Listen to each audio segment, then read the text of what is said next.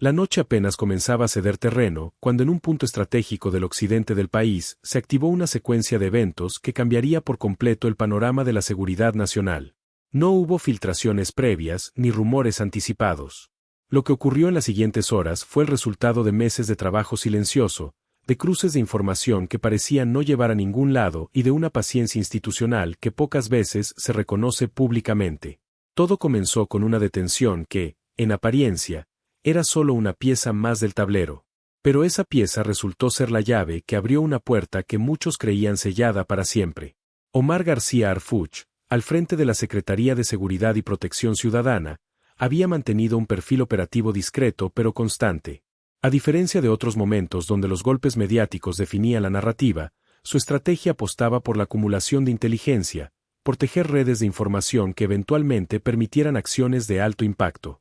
Esa noche, esa apuesta rindió frutos de una manera que ni los más optimistas anticipaban. El objetivo inicial era un operador de alto nivel vinculado directamente con Nemesio Ceguera Cervantes, el Mencho, líder del cártel Jalisco Nueva Generación.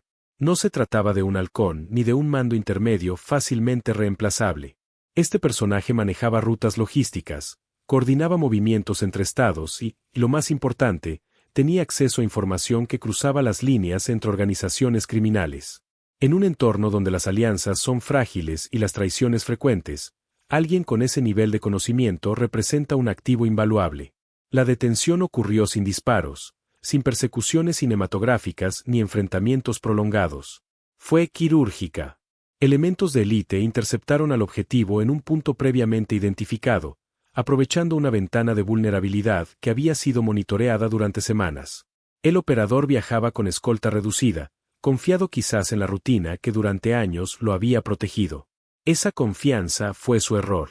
Cuando las unidades cerraron el perímetro, no hubo tiempo para reaccionar. En cuestión de minutos, uno de los hombres más cercanos al Mencho estaba bajo custodia federal. Pero la detención era solo el principio. Lo que siguió en las horas posteriores definiría el verdadero alcance de la operación. Dentro de las instalaciones de seguridad, comenzó un proceso que rara vez se documenta públicamente, la extracción de información. No se trata de métodos cuestionables ni de presiones indebidas. Se trata de análisis de dispositivos, revisión de comunicaciones, cruce de datos, y en algunos casos, de la disposición del detenido a colaborar cuando entiende que su situación legal no tiene salida favorable. En este caso, los dispositivos electrónicos asegurados durante la detención contenían información que los analistas describieron como extraordinariamente valiosa. Entre los datos recuperados apareció algo inesperado, referencias cruzadas, ubicaciones compartidas y patrones de comunicación que no apuntaban hacia el cártel Jalisco Nueva Generación, sino hacia una estructura completamente distinta. Nombres, coordenadas y movimientos que llevaban directamente hacia el cártel de Sinaloa. Y no hacia cualquier integrante, sino hacia uno de los objetivos más buscados del país, Iván Archibaldo Guzmán Salazar. La pregunta inmediata fue obvia. ¿Por qué un operador del Mencho tendría información sobre la ubicación de un líder del cártel rival? Las respuestas posibles abrían escenarios complejos. Podía tratarse de inteligencia recopilada para planear ataques, de negociaciones secretas entre facciones o simplemente de información obtenida a través de redes de vigilancia mutua que ambas organizaciones mantienen sobre sus enemigos. Lo cierto es que, independientemente del origen, la información estaba ahí. Y era precisa. Los equipos de inteligencia trabajaron durante toda la noche verificando cada dato. No podían permitirse un error. Actuar sobre información incorrecta no solo pondría en riesgo vidas, sino que alertaría al objetivo y lo haría desaparecer por meses o años. Cada coordenada fue cruzada con registros satelitales, cada nombre fue verificado contra bases de datos y cada patrón de movimiento fue comparado con información previa. Cuando el amanecer comenzó a asomarse, la conclusión era clara. Iván Archibaldo se encontraba en una mansión ubicada en uno de los fraccionamientos más exclusivos de Zapopan, Jalisco. La decisión de actuar no fue inmediata. Había que coordinar recursos, establecer perímetros y garantizar que el operativo tuviera la mayor probabilidad de éxito. García Harfuch, según fuentes cercanas, participó directamente en la planeación táctica. No era un espectador lejano que recibía reportes, estaba involucrado en los detalles, consciente de que una oportunidad como esta podría no repetirse. Mientras la madrugada todavía no terminaba de acomodarse sobre el área metropolitana de Guadalajara, En Zapopan el ambiente empezó a sentirse distinto. No fue un rumor en redes, ni una llamada anónima lo que alertó a los vecinos. Fue el sonido grave y persistente de los helicópteros cortando el aire, volando bajo, describiendo círculos precisos sobre una de las zonas residenciales más exclusivas del municipio. Quienes despertaron con ese ruido no imaginaban que estaban siendo testigos de uno de los operativos más significativos de los últimos años. El despliegue fue masivo pero ordenado. Vehículos sin placas visibles avanzaban en caravana por las calles principales mientras elementos armados descendían con rapidez en puntos estratégicos. Los cierres de calles no fueron arbitrarios. Cada bloqueo respondía a un análisis previo de rutas de escape y posibles puntos de apoyo. La presencia de unidades de élite, particularmente de las fuerzas especiales conocidas como los murciélagos, dejaba claro que el objetivo estaba catalogado como de máximo riesgo. Cuando ellos entran en escena, no hay espacio para la improvisación. Desde el aire, al menos 4 helicópteros artillados realizaban maniobras de vigilancia y contención. No volaban al azar. Cada ruta estaba calculada para cubrir ángulos ciegos, anticipar movimientos y proporcionar apoyo inmediato si la situación lo requería. En el perímetro terrestre, las unidades avanzaban con una sincronización que solo se logra después de meses de preparación. No hubo gritos innecesarios ni movimientos desordenados. Era la ejecución de un plan que había madurado en cuestión de horas, pero que se basaba en años de experiencia acumulada. La mansión objetivo destacaba por su tamaño y por sus muros reforzados, aunque a simple vista podía pasar como una residencia más del fraccionamiento. Por dentro, la historia era distinta. Informes previos, ahora confirmados por la información del operador detenido, señalaban modificaciones estructurales diseñadas para resistir asedios, accesos controlados, salidas alternas camufladas, espacios blindados y sistemas de comunicación independientes. No era un escondite improvisado. Era un centro de operaciones cuidadosamente construido. Cuando las fuerzas especiales ingresaron, el escenario cambió por completo. El enfrentamiento fue breve pero intenso. Testigos cercanos reportaron detonaciones secas, movimientos rápidos y una coordinación absoluta entre las unidades aéreas y terrestres. La prioridad era clara: asegurar el inmueble, neutralizar cualquier amenaza y garantizar la captura del objetivo principal sin bajas civiles ni daños colaterales. Cada segundo contaba porque cada segundo que pasaba era una oportunidad para que alguien escapara o destruyera evidencia. En el interior, Iván Archibaldo fue localizado y asegurado tras un intercambio controlado. No hubo negociación ni rendición voluntaria. Fue una captura directa, resultado de una superioridad táctica abrumadora y de un efecto sorpresa que no dejó margen de reacción. Los escoltas que lo acompañaban, hombres armados con equipo táctico de alto nivel, fueron neutralizados antes de poder organizar una defensa efectiva. La velocidad y precisión del operativo demostraron que cuando la inteligencia es sólida, la ejecución puede ser casi quirúrgica. Mientras se aseguraba la mansión, equipos especializados iniciaron una revisión exhaustiva de cada espacio. Habitación por habitación, patio por patio, cada rincón fue inspeccionado en busca de personas ocultas, armas adicionales o documentación relevante. Lo que encontraron confirmó lo que los informes sugerían: arsenal de alto poder, cargadores de alta capacidad, equipo de comunicación sofisticado, dispositivos electrónicos múltiples y documentación física que ahora está siendo procesada por las áreas de inteligencia. En operativos de esta magnitud, muchas veces el golpe más profundo no es la detención en sí, sino la información que se obtiene después. Y aquí, justo a la mitad de este análisis, quiero hacer una pausa contigo que estás del otro lado de la pantalla. Si este contenido te está aportando información de valor, si te interesa entender qué hay detrás de los titulares y cómo se conectan los eventos que definen la seguridad de nuestro país, te invito a que te suscribas al canal y actives la campanita para no perderte ninguna actualización. Además, déjame en los comentarios desde qué parte de la República nos estás viendo. Me interesa saber si nos siguen desde Jalisco, desde la Ciudad de México, desde el norte, desde el sur o incluso desde fuera del país. Tu interacción no solo ayuda a que este contenido llegue a más personas, también me permite entender qué temas les interesan más. Dicho esto, continuemos. La captura de Iván Archibaldo no puede entenderse sin dimensionar quién es y qué representa dentro del crimen organizado mexicano. Hijo de Joaquín Guzmán Loera, el Chapo, Iván creció en un entorno donde el poder criminal era la norma. Pero a diferencia de lo que muchos podrían pensar, no heredó simplemente una posición. Tuvo que construirla, defenderla y adaptarla a un entorno cada vez más hostil y fragmentado. Con el paso de los años, se convirtió en uno de los principales operadores del cártel de Sinaloa, tomando decisiones que afectaban rutas de tráfico, alianzas territoriales y conflictos que se extendían más allá de las fronteras de su estado natal.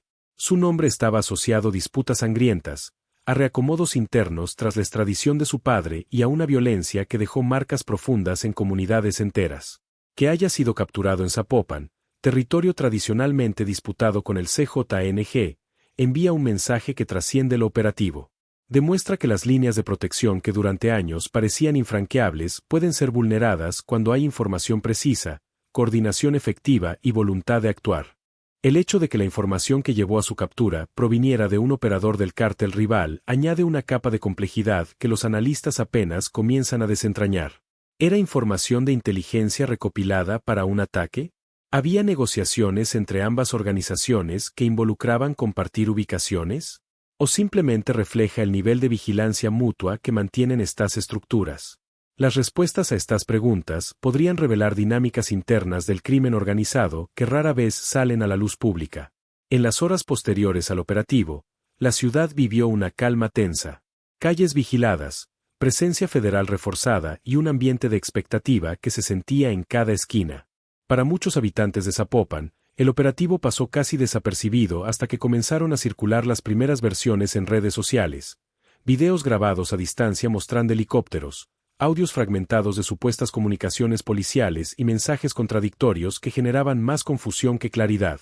Por eso es fundamental separar lo confirmado de lo especulativo, entender el contexto y no dejarse llevar por la inmediatez del momento. Las autoridades manejaron la información con una cautela inusual. No se trataba solo de anunciar una captura, se trataba de garantizar que el entorno quedara completamente asegurado antes de hacer cualquier declaración pública. Los días posteriores a un golpe de esta magnitud suelen ser los más delicados. Las estructuras criminales no reaccionan de inmediato, primero evalúan daños, miden pérdidas, identifican vulnerabilidades y ajustan movimientos. Por eso, la vigilancia se mantuvo activa con recorridos discretos y puntos de control estratégicos en toda el área metropolitana.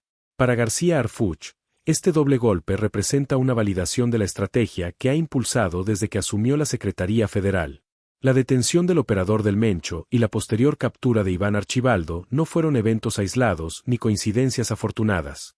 Fueron el resultado de un enfoque que privilegia la acumulación de inteligencia sobre las acciones reactivas, que apuesta por la paciencia estratégica sobre los golpes mediáticos inmediatos y que entiende que en la lucha contra el crimen organizado, cada pieza de información puede ser la diferencia entre el éxito y el fracaso. Dentro de las comunidades afectadas, el impacto fue complejo. Hay alivio entre quienes durante años vivieron con la presencia indirecta del crimen organizado normalizada en su entorno. Pero también hay incertidumbre. Cuando una figura de este nivel es capturada, los reacomodos que siguen pueden generar violencia si no se gestionan adecuadamente. Las disputas por el control de rutas, territorios y recursos no esperan. Y en ese vacío de poder, las comunidades más vulnerables suelen pagar el precio más alto. A nivel nacional, el caso comenzó a ser analizado como un ejemplo de lo que puede lograrse cuando hay coordinación interinstitucional efectiva. Ejército, Marina, Guardia Nacional y áreas de inteligencia, trabajando con un objetivo compartido y una ejecución sincronizada. No fue una reacción impulsiva ni una respuesta a la presión mediática. Todo apunta a un trabajo silencioso que se fue construyendo pieza por pieza hasta que las condiciones fueron las adecuadas para actuar. Dentro de la mansión, los peritos realizaron durante horas el levantamiento minucioso de indicios. Cada objeto, cada dispositivo y cada documento forma parte de una reconstrucción que busca entender cómo operaba la estructura desde ese punto. Este proceso no es inmediato ni visible para el público, pero es fundamental para sostener legalmente las acciones y anticipar movimientos futuros. La información recuperada podría derivar en nuevos cateos, detenciones adicionales y el desmantelamiento de redes que hasta ahora permanecían ocultas. El nombre de Iván Archibaldo comenzó a ocupar titulares a lo largo del país, ya no como una figura casi mítica que operaba en las sombras, sino como el protagonista de un expediente judicial tangible. Su captura genera preguntas inevitables que aún no tienen respuesta pública. ¿Qué tan profundo era su control operativo real? ¿Qué información estará dispuesto a proporcionar a cambio de beneficios legales? ¿Cómo reaccionarán las facciones internas del cártel de Sinaloa ante su ausencia? ¿Y qué regiones del país sentirán primero el impacto de los reacomodos que inevitablemente vendrán? Para las zonas donde la violencia ha sido una constante durante años, este tipo de noticias se recibe con una mezcla contradictoria de emociones. Nadie quiere vivir bajo el sonido de helicópteros ni ver su colonia convertida en escenario de operativos militares. Pero muchos reconocen también que la ausencia de acción prolongada termina por normalizar situaciones que no deberían ser aceptables. El equilibrio entre intervención efectiva y estabilidad comunitaria es uno de los desafíos más complejos que enfrentan las estrategias de seguridad en un país como el nuestro. El verdadero efecto de este operativo no se medirá en los próximos días ni en las próximas semanas, sino en la continuidad de las acciones que sigan. Si el Estado se retira demasiado pronto, los vacíos pueden ser rápidamente ocupados por nuevas estructuras o por facciones en disputa. Si se mantiene una estrategia integral que combine presencia, inteligencia y atención a las comunidades, el golpe puede consolidarse como un punto de inflexión real. Zapopan y sus alrededores serán un punto de observación clave durante los próximos meses. En paralelo, las mesas de análisis comenzaron a reconstruir todo el proceso. ¿Cómo se llegó a la detención inicial? ¿Qué elementos fueron determinantes para identificar al operador del Mencho? ¿Cómo se extrajo y verificó la información sobre Iván Archibaldo y que falló en las redes de protección que durante años mantuvieron a salvo a ambos objetivos?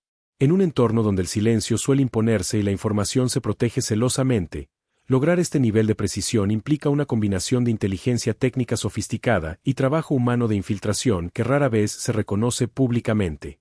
Conforme la noche volvió a caer sobre Guadalajara, el operativo entró en una fase menos visible, pero igualmente importante.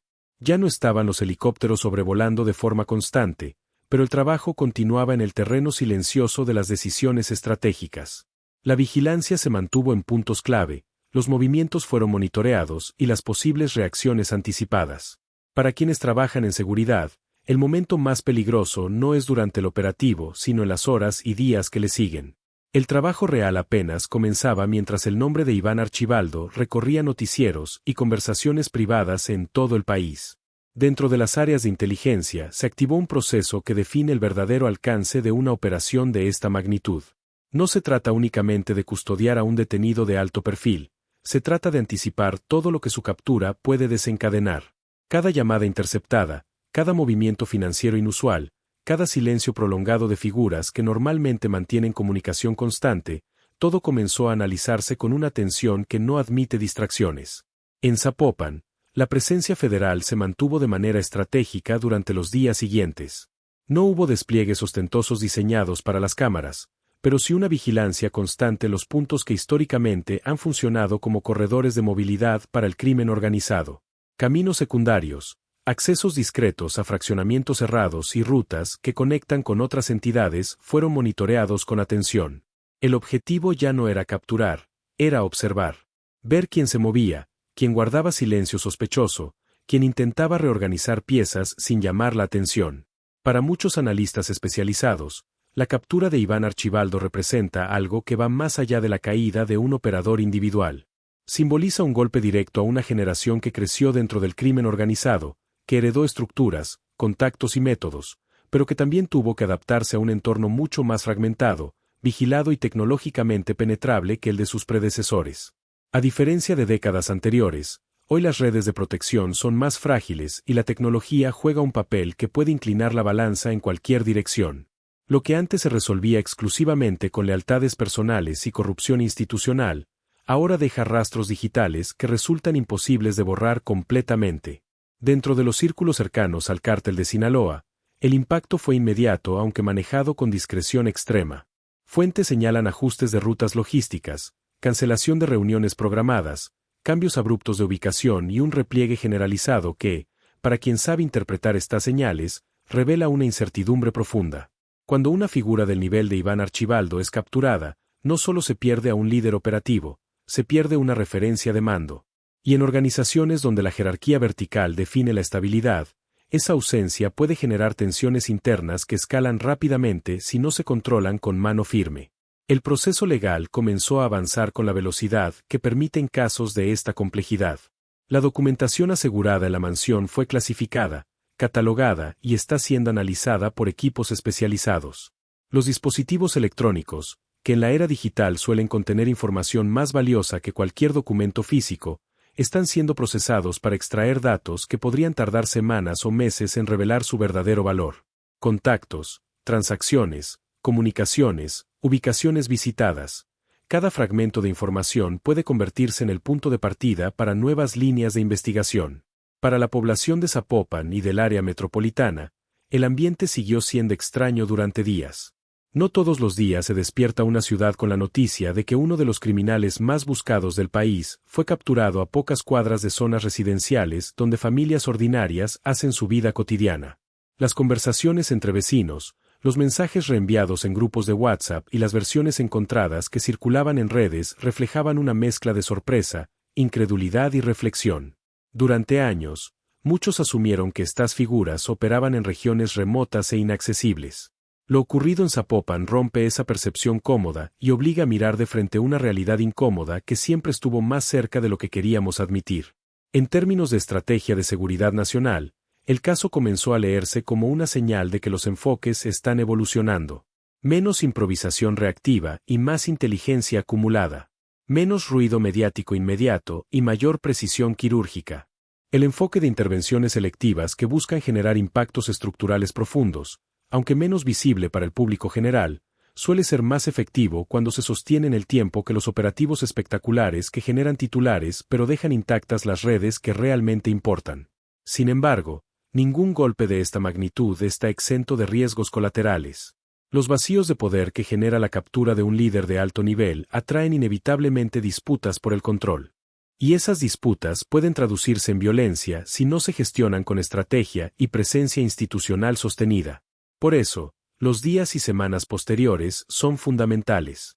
La coordinación entre niveles de gobierno, la atención a las comunidades potencialmente afectadas y la continuidad de la vigilancia marcan la diferencia entre un golpe que se quede en los titulares y un verdadero punto de inflexión en la dinámica de seguridad regional.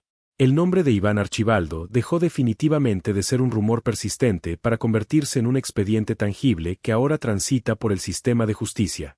Su captura abre interrogantes que tendrán respuestas solo con el paso del tiempo. ¿Qué tan dispuesto estará a colaborar con las autoridades? ¿Qué información proporcionará sobre la estructura interna del cártel de Sinaloa? ¿Cómo se reacomodarán las facciones que competían por influencia bajo su liderazgo? ¿Y qué territorios sentirán primero las consecuencias de estos reacomodos? Al caer la noche nuevamente sobre Zapopan, la ciudad retomó lentamente su ritmo habitual. Restaurantes abiertos, tráfico vehicular normal, familias caminando por las calles y una aparente normalidad que contrastaba dramáticamente con la magnitud de lo ocurrido apenas horas antes. Pero bajo esa superficie cotidiana, algo había cambiado de manera irreversible. Las conversaciones en voz baja, los silencios cargados de significado y los movimientos discretos de quienes saben leer estas señales revelaban que el tablero ya no era el mismo. Y no volvería a serlo. Este tipo de episodios no tienen cierres inmediatos ni conclusiones definitivas. Son procesos que se despliegan gradualmente con el tiempo, que generan ondas expansivas que se sienten lejos del punto de impacto inicial. Por eso, más allá del golpe mediático del momento, lo verdaderamente importante será observar qué sucede en las próximas semanas y meses. Cómo se mantiene la presión institucional, si las promesas implícitas de seguridad se traducen en cambios tangibles para quienes habitan estas zonas y si este operativo marca el inicio de una estrategia sostenida o queda como un episodio aislado que eventualmente se diluye en la memoria colectiva. Con el paso de los días comenzaron a notarse cambios sutiles que para la mayoría pasan completamente desapercibidos, pero que para quienes observan estos procesos de cerca resultan profundamente reveladores. Movimientos inusuales en ciertas zonas, reuniones canceladas de último momento sin explicación, figuras que antes aparecían con regularidad en ciertos círculos y que ahora habían desaparecido completamente del radar. No eran señales espectaculares ni visibles a simple vista, pero formaban parte de ese reacomodo silencioso que inevitablemente sigue a la caída de un liderazgo de alto nivel. En el mundo criminal, el ruido no siempre anuncia lo importante. A veces es precisamente el silencio el que confirma que algo fundamental se rompió. Lo ocurrido en Zapopan no cierra una historia, abre varias simultáneamente. Abre preguntas sobre la capacidad institucional para sostener este tipo de operaciones. Abre interrogantes sobre el futuro del cártel de Sinaloa sin una de sus figuras centrales. Abre la posibilidad de que la información obtenida derive en nuevos golpes contra estructuras que hasta ahora permanecían intocadas. Y abre, también, la esperanza cautelosa de que algo esté genuinamente cambiando la forma como se enfrenta al crimen organizado en este país. El momento de desconcierto que sigue a una captura de este calibre es, según coinciden los expertos, la ventana más importante para consolidar cualquier avance. Las rutinas que durante años funcionaron de manera automática se interrumpen abruptamente. Los mensajeros ya no saben a quién reportar con certeza. Los operadores intermedios dudan antes de ejecutar órdenes porque no están seguros de quién tiene realmente la autoridad para darlas. Y los mandos que quedan se ven obligados a tomar decisiones para las cuales no estaban preparados. Si algo demostró este operativo es que cuando la inteligencia, la coordinación y la voluntad política se alinean, incluso las estructuras que parecían invulnerables pueden ser alcanzadas. La pregunta que queda flotando es si esta alineación se mantendrá o si fue solo un momento excepcional que no se repetirá. La respuesta a esa pregunta definirá no solo el futuro inmediato de la seguridad en Jalisco, sino el mensaje que se envía a todas las organizaciones criminales que operan en el territorio nacional. Por ahora, lo único cierto es que el tablero cambió. Y quienes saben leerlo ya están moviendo sus piezas en consecuencia.